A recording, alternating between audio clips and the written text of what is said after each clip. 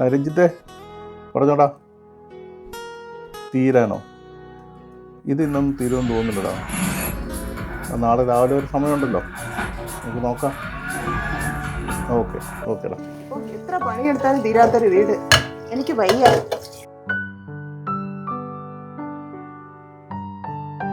രാവിലെ മുതൽ തുടങ്ങിയതാണ്, ഒന്നും നടു നിവർത്തിയിട്ടില്ല. അതെ, ചായ എടുക്കട്ടെ? എടുത്തോ.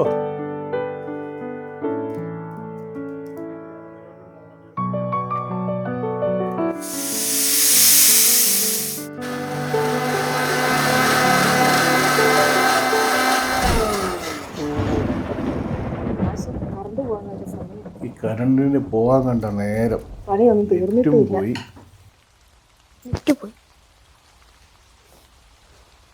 മുത്തശ്ശി, മുത്തശ്ശി. കൃഷ്ണ കരുവായൂരപ്പ.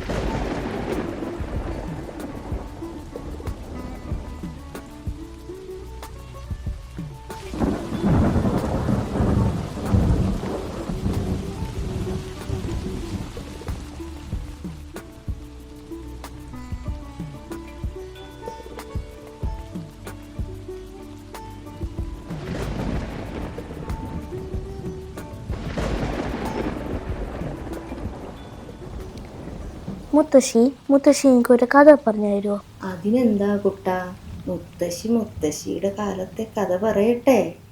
ശരി മുത്തശ്ശി. ഇന്നത്തെ പോലെ ഒന്നുമല്ലായിരുന്നു പണ്ട്. മുത്തശ്ശിയുടെ കാലത്ത് ആരുടെയും വീട്ടിൽ കറണ്ട് ഉണ്ടായിരുന്നില്ല. ഇന്നത്തെ അപേക്ഷിച്ച് ഒരുപാട് ബുദ്ധിമുട്ടായിരുന്നു. ഇരുട്ടാകാറായാൽ എന്തിനും ഈ ഒരു വെളിച്ചം മാത്രമേ ഉണ്ടായിരുന്നുള്ളൂ. വീട്ടുജോലിക്കായാലും പഠിക്കാനായാലും. വൈദ്യുതി ഒരിക്കലും പാഴാക്കരുത് മോനെ.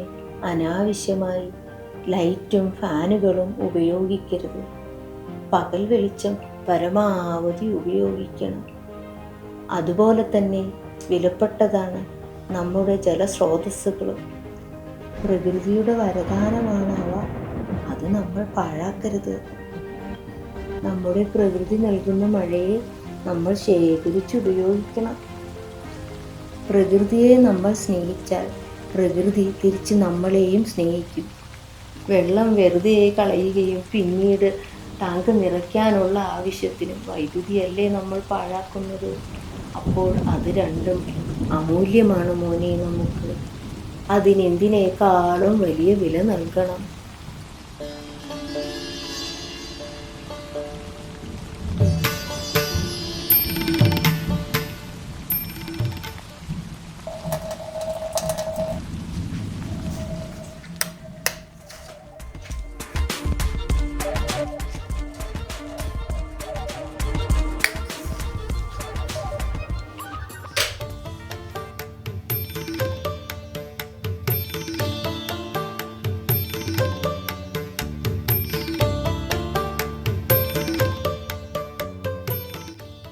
അമൂല്യമാണ്, അത് പാഴാക്കരുത്.